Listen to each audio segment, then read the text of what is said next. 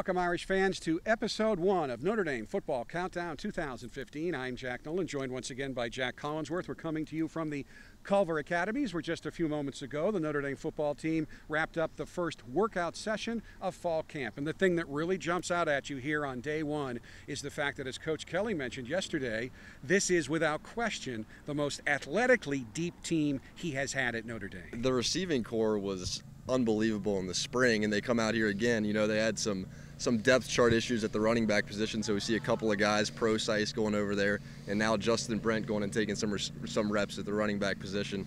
But they're still deep. With Corey Holmes made some great plays today. Torrey Hunter Jr. made some great plays today. And when they asked Coach Kelly afterwards, that was the first thing that he mentioned was those receivers. And again, one of the reasons why they're moving those guys over to running back is that the guys they're moving over have tremendous talent. But first, we can't forget Tarean Folston. Had an outstanding season last year. He's going to be your go-to guy this year. But CJ Pro-Size is a guy you have to get the football to because he has breakaway speed. He's hard to bring down. He can catch the ball. He can run with the ball. I wouldn't be surprised to see him on special teams, maybe returning the ball as well. We saw CJ go for 70 yards and a touchdown in the spring game, let's not forget. But now you add Justin Brent, CJ Pro-Size, and Tarean Folston. All three guys can line up and play receiver if they needed to. All guys that can catch the ball coming out of the backfield.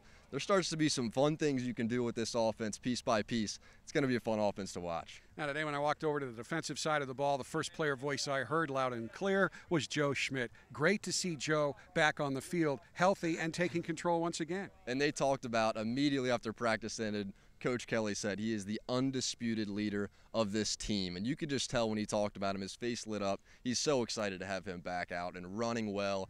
One of my favorite Joe Schmidt stories is that, you know, he was sitting in the meeting room one year and Brian Van Gorder is saying, "Joe, why am I going to play you on this team? What do I need from you on this team?" And he was like thinking, gosh, well, I hope I'm athletic enough, I'm fast enough. He said, "Joe, you have to be perfect on every play. If you are not perfect, you will not play." And Joe does that from a mental standpoint, and now he's able to do that physically as he's getting healthy again. And, of course, with Joe Schmidt helping to direct things on the defensive side of the ball, that frees up Jalen Smith a little bit to be able to move around. The coaching staff wants to move him around. He looks bigger, faster, stronger. He's a playmaker, and they're going to put him in the position to make as many plays as possible. And somehow continues to advance himself physically. There's Jalen Smith. He just looks bigger. His biceps look bigger than they did last year. His lower body looks bigger than it did last year.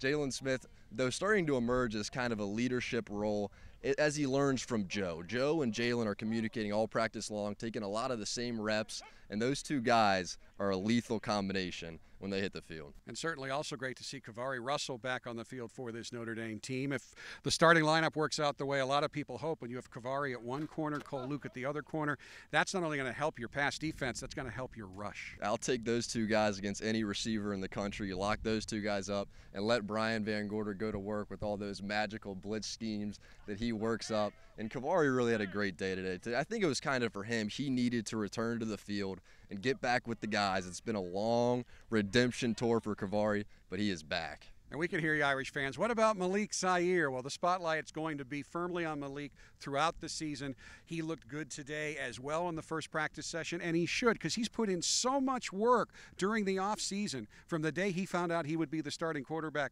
to today, he has gone out and not only done a little teaching on his own, but he's been learning from some of the best. Yeah, he was that Elite 11 camp counselor, got to learn from Trent Dilfer a little bit as they went. Whatever he did during his time off, it worked. He looks even better than he did in springtime. He's much more of an accurate passer, you can notice. And I think kind of as the leadership standpoint, could you notice today that he kind of picked everything up? He's talking to the receivers, talking to the offensive line. He just seems much more comfortable in that role than he did even in the spring. So the first practice of fall camp is in the books. Beautiful Lake Maxinkuckee behind me. Some boats out there that the players can use a little bit. But there's meetings this afternoon. There's team building time. They'll have 4 more sessions down here through Tuesday, their first day in full pads, before heading back to campus. And our Fighting Irish media team will be here throughout the weekend, generating new content each and every day. So we hope you'll log on all weekend long. With Jack Collinsworth, I'm Jack Nolan at the Culver Academies for Fighting Irish Media.